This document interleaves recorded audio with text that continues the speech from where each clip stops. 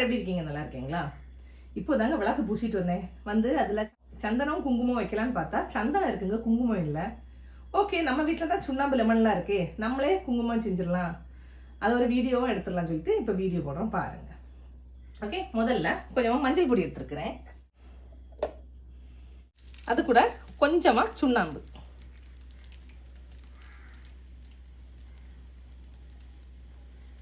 அப்புறமா கொஞ்சமாக lemon juice.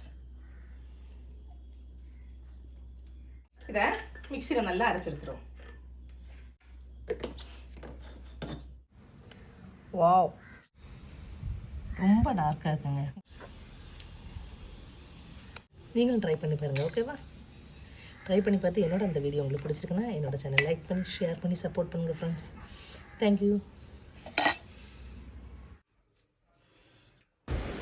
உங்களுக்கு அந்த குங்குமம் வந்து ரொம்ப டார்க்காக இருக்கணும்னா கொஞ்சம் கூடுதலாகவே சுண்ணாம்பையும் லெமனையும் சேர்த்துருங்க. Okay, thank you.